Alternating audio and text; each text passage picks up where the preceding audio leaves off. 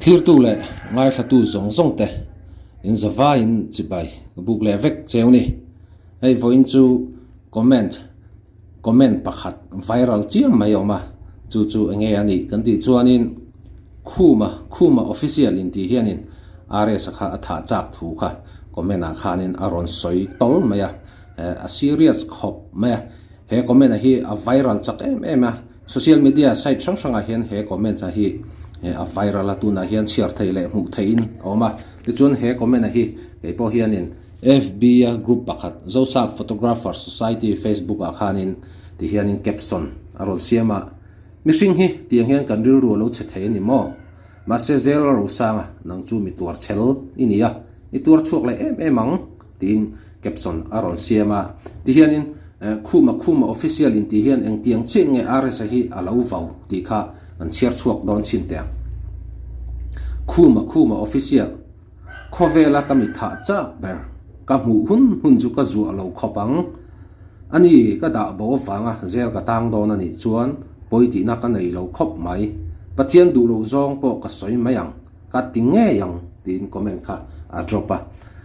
a comment han chiara uluk dewa han zir chian hianin nge ati tak du mel khop maya a fiam thu lo emo heng tinga comment kan drop ngamani kha chuanin rs atan hianin din hun der thonga hian o mang ti kha a hlom khop maya ti chun he comment cha hi rs apo hen aron hu ve ngai ni tur ni ti hian aizia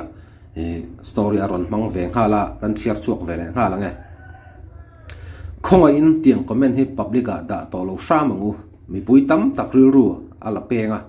peter putar naw pang ati chi ayania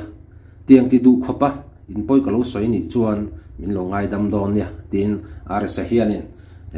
he comment hi aron changlet ve khala aizia story amanga he thil hi zia lo khop maya thil serious lut tuk mai thil ania tha in vona thil ani wangin rs tan po hianin nge avo in hun man te po khan nuam lo ti na hlirin hun mangin karinga achan chu comment na hi arap thak em maya khovela kami tha chak ber ka hun chu ka zu alo khopang ti khopin comment kharon drop ngamania khuma official in ti hi engril ru nge aputang o ka tia rs hi hei kam ka hre chiang ve thokat viewing ta sia long thlai construct na yarun kalte po khan ka lo va mu ka miril ru pa ngai miril ru tlong tak mi poi soi hlau em mai mi thlahung em mai fiam thu du mi ania voin ni thleng mai hianin rs an mi poi soi hi kala selova tin rs hi troll hlo ber te jinga mi nima sela rs hianin engtiang enge troller hote hi a chan let mai hi voin ni thleng hi kala helo bok kala helo boka chung tiang khopa mi in ngai tlom ani si lai chuanin ngatinge khuma official in ti hianin khovela kami tha chak ber ka mu hun chu ka zo lo khopang ti thai khop hianin khuma official hianin rs ai alova ho om ve mole ti hi karil ru le ngai to na om dai maya engpo chu ni ta se heng tiang thil serious lu tuk mai ania rs hi chuanin fir hi a file du in karing lowa rs an file lo ma se rs a fence tam tak fence ru kol tam tak inoma khang ho khanin tunge khuma official in ti hi in chui chu angai ne in chui chuak lo ni chuanin thil a cheber donin rs chunga hian thil cheber kha a thleng thei ni heng tiang khopa mizoram mi pui huwa khovela ka mi tha chak ber ka hun chu ka zo lo khopang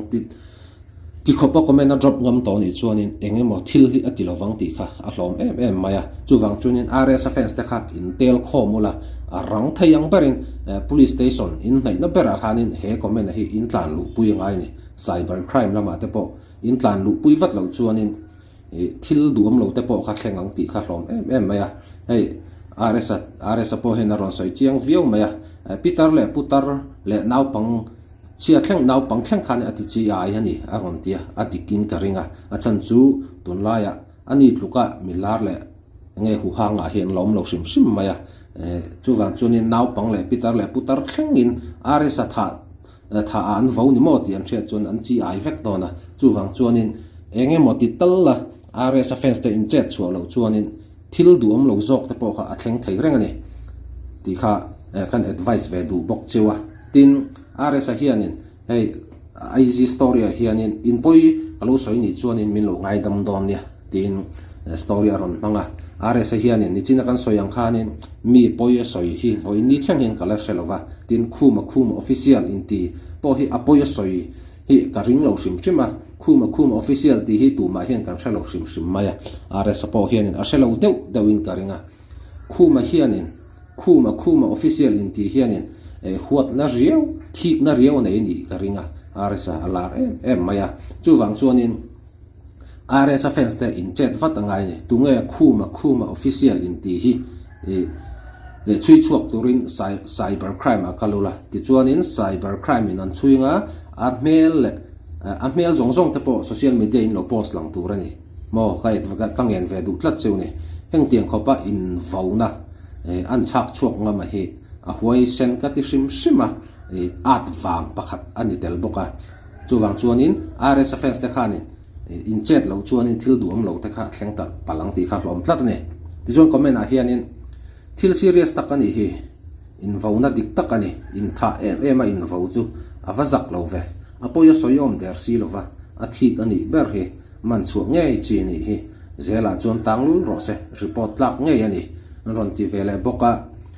offense te khan FIR ngai te se fiam thu emo thu lo emo thil serious ani ya public awareness a po tha tongkam tha da lu tu khi chuan sheman phu RS fans ten in FIR lo chuan offense dik tak in ni lovang tin comment an ron pe vele boka adi khop mai he thila hi thil serious lu tuk mai ani wangin in fiam na chi ani lova in prank na chi po ni lova tha in vo te hi in prank na chi le in fiam na chi ani lova in fiam na chi thil bi khi om ve tha in vo kher khari chu tu te po hi ani nge kan la serious ani ke ni poi thai min ron vo ta se kan FIR du ma mai thai ni chu wang chuanin RS offense te kha in chat nge ngai he pa hi tu nge ani ti kha kan hriat chu nge ngai ni